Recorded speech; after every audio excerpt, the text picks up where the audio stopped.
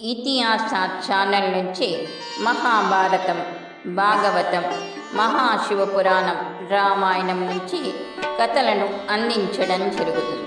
Please like and subscribe. బలరాముడు చేసిన బ్రహ్మహత్య ప్రాయశ్చిత్తం. మహాభారత యుద్ధం అనివార్యమైంది. త్వరలో యుద్ధం జరగబోతుంది. బలరాముడు దుర్యోధనుడికి గురువు. శిష్యుడి మీద ఆయనకి చాలా ప్రీతి. అలాగే శ్రీకృష్ణుడికి అర్జునుడంటే ఎంతో ఇష్టం. ఆయన పాండవ పక్షపాతి. ఆ సమయంలో బలరాముడు ఇలా ఆలోచించాడు, నేను నా శిష్యుడి పక్షం వెళితే స్వయంగా నా తమ్ముడితో పోరాడాల్సి వస్తుంది.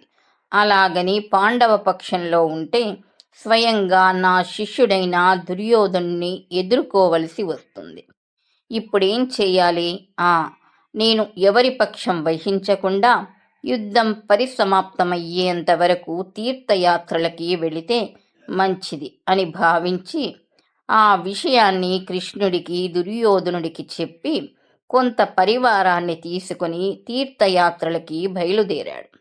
దారిలో బలరాముడు ఒకచోట ఆనందంగా మద్యాన్ని సేవించాడు. ఆ మత్తులో తన భార్య రేవతీదేవిని తీసుకుని అందమైన వృక్షాలతో లతలతో శోభిస్తున్న రైవతావనంలో విహరించటానికి వెళ్ళాడు. ఆ వనము చక్కని ఫలవంతమైన వృక్షాలతో వికసించిన పూల పరిమళాలతో నయనానందకరంగా ఉంది. కిలకిలా చేస్తున్న పక్షుల ధ్వనుల్ని వింటూ ఆ వనంలో మామిడి, కొబ్బరి, మోచ, అరటి, కదంబ, దానిమ్మ, నిమ్మ, మహాఫల వృక్షాలు, పొగడ, మొగలి, మళ్ళె, జాజి, సంపెంగ, మాలతి, పారిజాతం వంటి పూల చెట్లు, చెకోర, శతపత్ర, భృంగరాజు, శుక, కోకిల, హారిత వంటి పక్షుల్ని దర్శించారు. అలా అన్నిటినీ చూస్తూ ఆనందిస్తూ తన భార్య ప్రియురాళ్లతో కలిసి ఆ వనంలోకి ప్రవేశించాడు బలరాముడు. వనం లోపలికి వెళ్ళగానే వేదాంగ పారంగతులైన కౌశిక, భార్గవ, భరద్వాజ, గౌతమ వంశాలలో పుట్టిన మహామునులు ఆయనకి కనిపించారు. వారంతా కథల్ని వింటూ ఎంతో కుతూహలంగా కూర్చొని ఉన్నారు.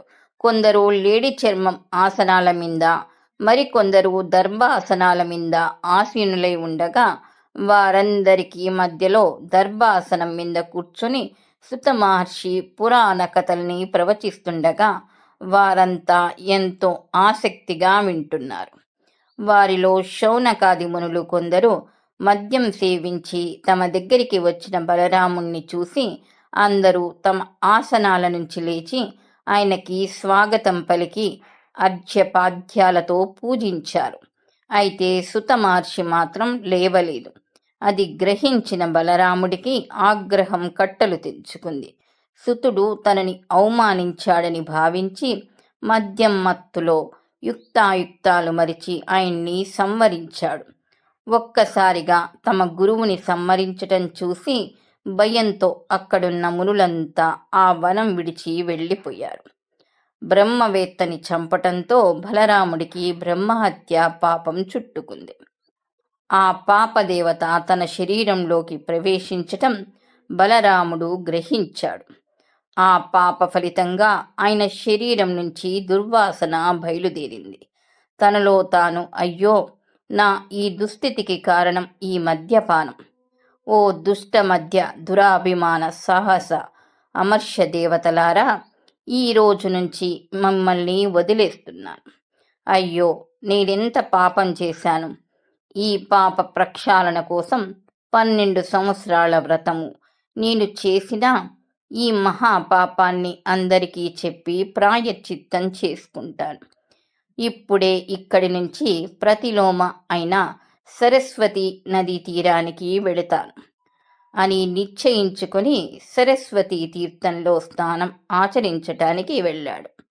ఓ మహర్షి, ఆనాడు బలరాముడు బ్రాహ్మణుడైన సుత మహర్షిని సంహరించి బ్రహ్మహత్య చేసిన కారణంగా ప్రాయశ్చిత్తం చేసుకున్నాడు.